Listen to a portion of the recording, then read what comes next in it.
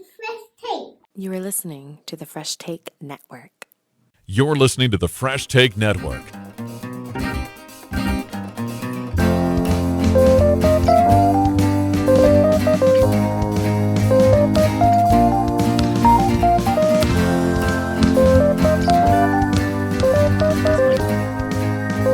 What it is, what it do.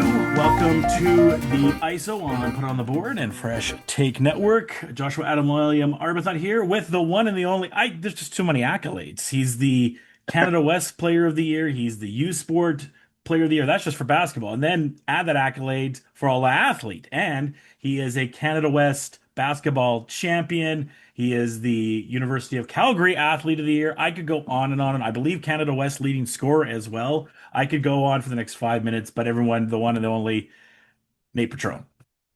What an intro, man. That I could hear that 1,000 times. It'll never get old. Thanks for having me, Josh. I'm excited to jump on the pod. I think the one thing I really admire about you, Nate, I've called basketball now for over a decade, by far, being my starting five of players I've ever called. But kind of, I think the first thing to talk is just how you bet on yourself. Coming from MRU, you had to take a year off and then going to the Dinos, which I'm sure, you go with your best friend. So that makes it obviously a little bit easier, but you really bet on yourself taking a year off before you came to the University of Calgary.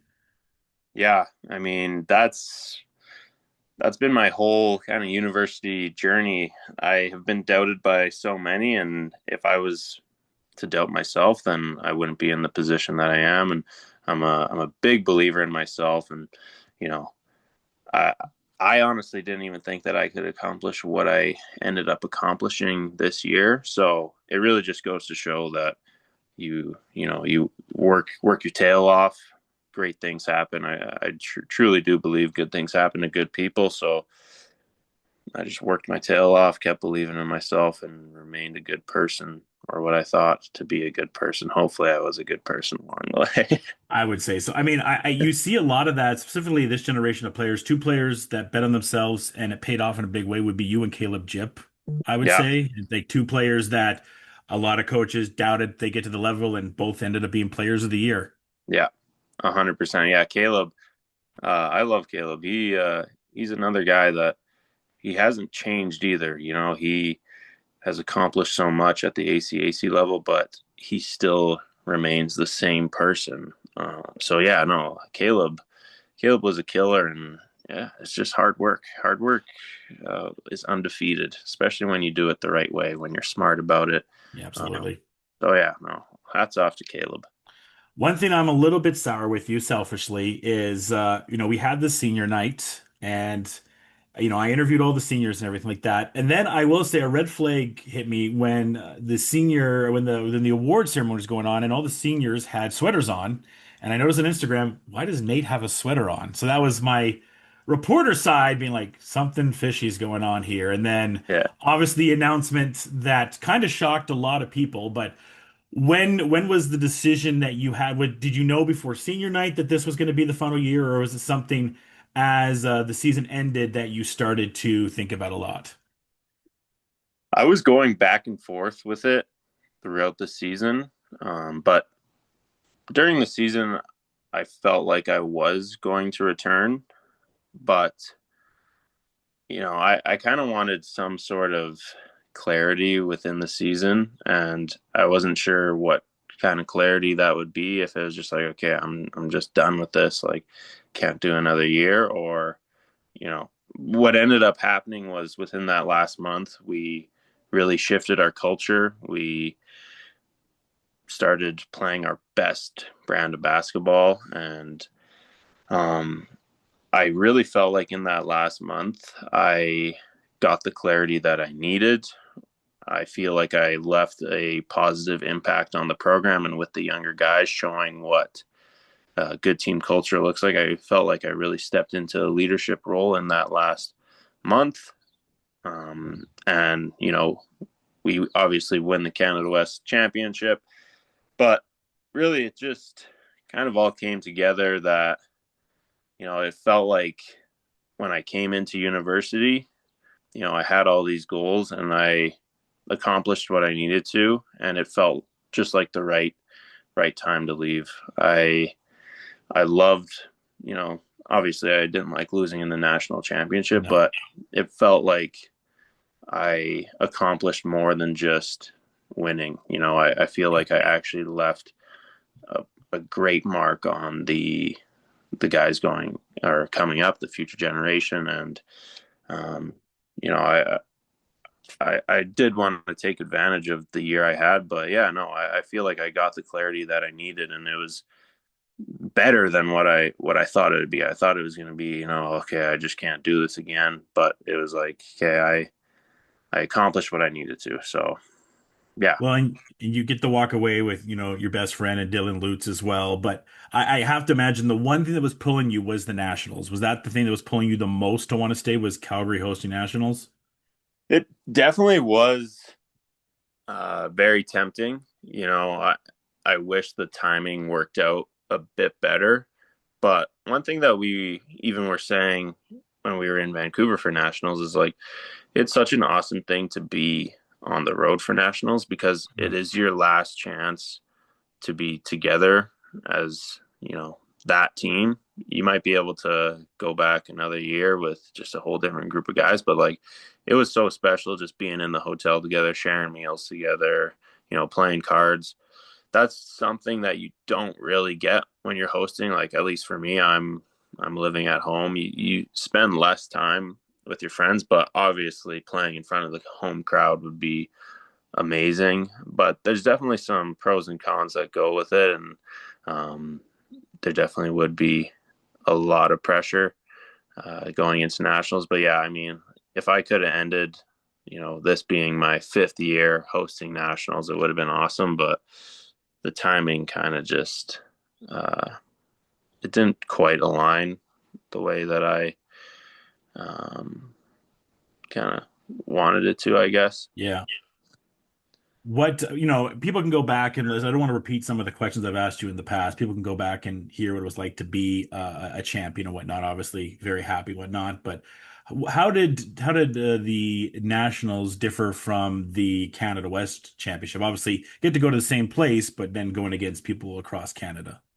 Yeah, it was super cool playing against the different teams because obviously you hear about them and watch some clips here and there, but actually preparing for them is a whole different story. And playing Queens was one of the most tiring games that I've been a part of because they just pressed the entire game. But yeah, it was super cool. One thing that I mean is quite challenging about the national tournament is just the 3 games in 4 days.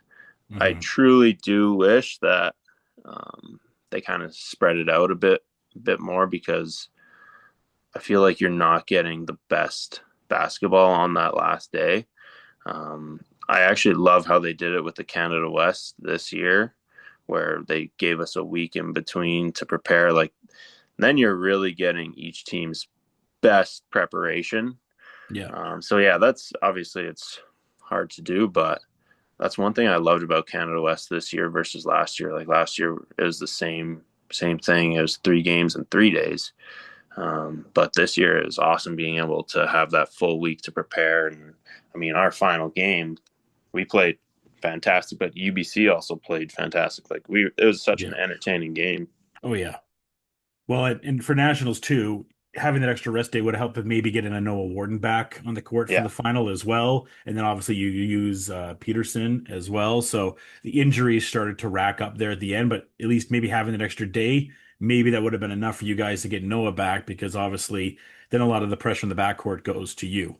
yeah, yeah. And I mean, I saw in one of their little on the actual CBC broadcasting, like their first key of the game was stopping me, and they Yeah. did a fantastic job. They pressured me in the full court, just did everything they could to get the ball out of my hands. So yeah, they executed their game plan tremendously well, and yeah, I wish that we could have had our full team. Obviously, the game would have gone differently. I'm not going to say we would have won or whatever, but it definitely would have been a much closer game. But we said at the start of the tournament, like you need some luck to win this tournament, Yeah. and luck just didn't go our way, unfortunately. But getting to the final was even an accomplishment in itself with everything that happened.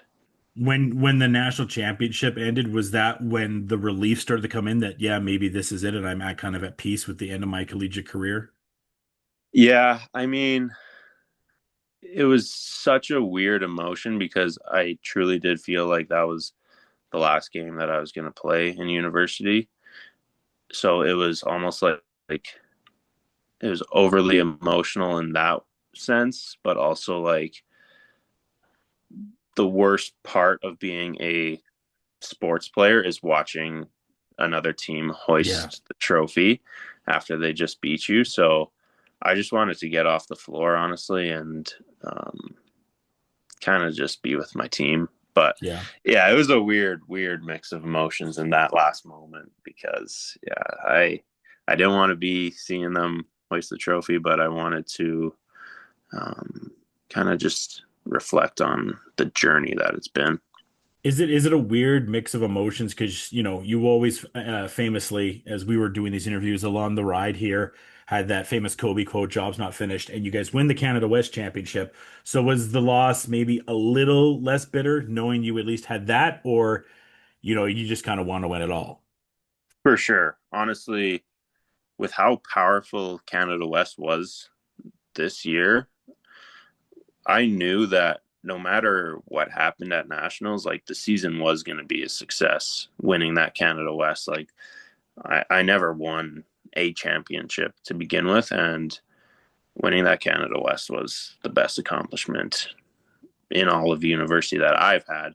So yeah, we didn't get the big crown at nationals, but they can't take away the Canada West Championship from us. And obviously it didn't go our way at nationals, but the season was 100% a success, and everyone on our team knows that. Like we obviously were bitter about the national championship, but we'll always remember this season as a great one. And then, so he hits the off season now, and I'm sure there's a lot of things here that people want to know. So thank you for the privilege of getting to ask you some of these questions here. So I think the big first one was the CBL draft happens, and people are waiting for a certain name to get drafted, Yeah, and they don't see that name. And I know I got my DMs flooded of like, where is Nate Petrone in the yeah, CBL draft? Obviously, you and I talked a few interviews of you were drafted by the Stingers the prior season. Obviously, the backcourt had a lot of depth, and you did some run with the Surge. But from my understanding, you didn't even put yourself into the draft this year and just have decided to go on an alternative route. yeah. I mean, it was definitely a tough decision uh, because I eventually do want to play in the CEBL, but I was also asked by Team Canada to play for their 3-on-3 Oh, U23 national team. So I was super excited about that and thought that would interfere with the CEBL stuff. But unfortunately, 3 weeks ago, I was informed that actually I'm too old for the U23 team. Yeah, they said I had to be a O2, and unfortunately, I'm an O1. So oh that no. kind of messed that up a bit. But also, I feel like a lot of teams didn't know that I was done in U Sports, and they wanted to take me as a U Sports draftee, which Mm, is totally fine. But also in my mind, I kind of want to establish myself a bit more as a pro first and yeah. come back as an actual signed player rather than a U Sports draftee. So that's really what I'm trying to prepare for now. I've got a good plan in place and head over to Europe, and then I'd love to return to the CEBL as a pro, actually. So, and a team did want to sign me for a couple games in training camp, but I didn't really see the point of playing the first couple of games. Like, if I'm joining a team, I'm all in. I don't want to be there for a couple of games. Like, I want to earn my spot and be on the team. Yeah, I can't blame you. Yeah. So obviously, you could say it or not here, but like as a team in Europe, have you came to an agreement with anybody yet, or we're still kind of trying to figure that part out?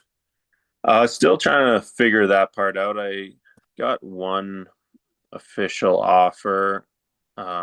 I'm actually not sure if I'm allowed to say which team. I won't, but I We'll leave it ended up alone. turning. Yeah, I ended up turning that one down, but um, my agent Matt, who has an incredible resume, he has been keeping me posted with some of the teams that he's talking with, and um, he's. I feel like we'll land a pretty good starting spot, and then hopefully work my way up from there. Just got to continue the trajectory I was on in university. I'm happy Absolutely. I improved every single year, and that's really the pro game. You got to start kind of at a lower spot and just work your way up. So yeah, I'm excited. I have full trust in Matt that he'll land me in a good spot. Yeah, well, congratulations on landing a fantastic agent, and I'm sure they'll guide you where you go. And obviously, your play will do a lot of the talk. Speaking about your play, what were some of your favorite memories now as a Dino? Obviously, the championship holds well, but there's any certain plays that kind of stick out? Mm-hmm. Man, yeah. I mean, my mind always just goes back to that Canada West Championship. Yeah. There's just so many just great moments in that game. But I'm trying to think of Do you remember like who the first person you talked to or you like dapped up or hugged after you won the championship? I remember Dylan came over and gave me a big hug, and then it was super cool to see the rest of the team kind of come around and surround me. And Jackson Bales actually sent me a message like that speaks volumes because you know just culture wise, you can see that they respect me and just like to be around me and whatever. So yeah, it was just such an awesome moment. First hugging Dylan and then getting the rest of the team together in that big group hug. So, I mean, yeah, throwing that ball up in the championship was definitely one of my favorite moments. I'm trying to think of any specific plays. Actually, the one specific play, and you had a great call on this too, was it was against Manitoba, and I think it was Watts was kind of in Yeah. my ear trying to rough me up or whatever, and O'Hara was talking some stuff too, and then I came down and I remember you saying, "Oh, yeah, Nate's gonna go at him here," and I hit Yeah. a pretty cool step back shot.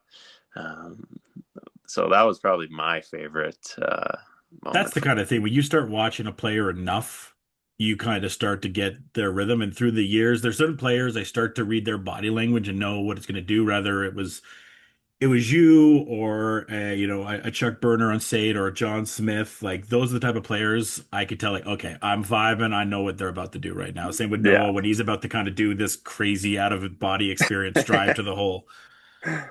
yeah, no, yeah. Once someone kind of gets me going, like not a whole lot of people um, talked talked a lot of um, talked to me a whole lot during the game. But that was kind of the first moment, and I love it, Well, you don't want honestly. to you don't want to push the bear because once you start No, getting exactly. going, I think we had a game. There was two real games that should have stood out. There was one game, I can't remember who it was, but you guys started out shooting going into the half. I think you guys had shot 81% as a team, Yeah. which was not, I think you were shooting 100%. And then we came back the following game on a Saturday, Yeah, and then that you was started off like Brandon. 1 of 9, Yeah. and then I think you ended up with 30 points and then couldn't miss for the whole second half. I was just like, and then I said to Jermaine, my broadcast partner, like, this is what he's like the microwave button in 2K. Like once he heats up, he's not gonna miss. Yeah, honestly, it was even the Victoria semifinal for Canada West. Like I had a pretty terrible first half, and then as soon as I see, my first shot go in, it's a good sign. So yeah, I like the microwave comparison. Once you see that first one go in, you just know, okay, just got to get a couple more up. But yeah, no, it was awesome. Even just rewatching the games on Canada West TV, hearing your guys' calls, and you guys, it's just nice having you guys actually know what you're talking about. Appreciate it.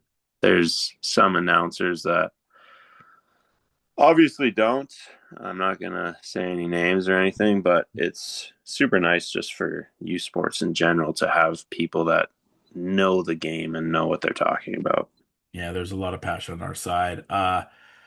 Last few questions here, and I'll let you get out. So obviously the kind of selfish side here, the individual side. So as these accolades keep on coming, how do you kind of try to stay as humble as you can when you're just getting accolade after accolade after accolade this year? Even like when you got the U Sport Player of the Year, just Athlete of the Year. I'm like, okay, that's a big one. I don't know if Yeah. which one stood out more than the other one, but like, is Nate ever going to stop getting awards? Because he just keeps on getting accolades here. Yeah, I gotta just enjoy them while they last. And um, I mean, they don't really get to my head. I feel pretty comfortable just continuing to be myself. But man, it is awesome. And some of my friends who text me, they're like, I'm honestly getting sick of congratulating you. Yeah.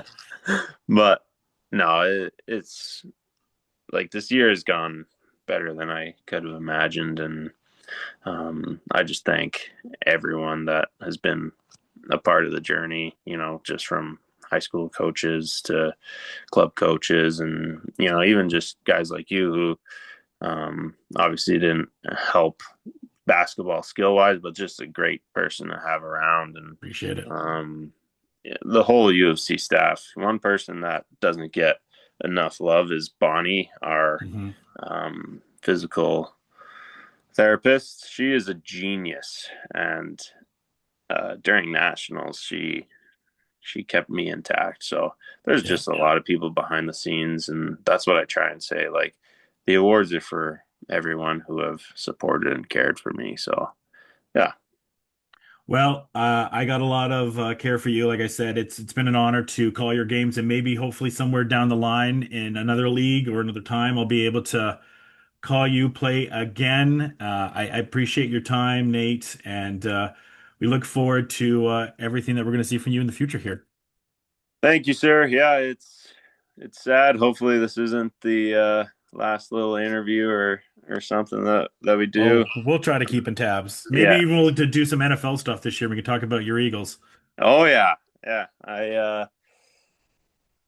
Mm, I'm considering just throwing my entire life savings on a Super Bowl future. It's looking Do pretty it. promising.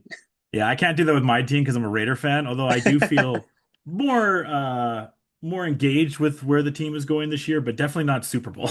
Maybe Yeah. maybe No. playoffs. Maybe playoffs. But Yeah.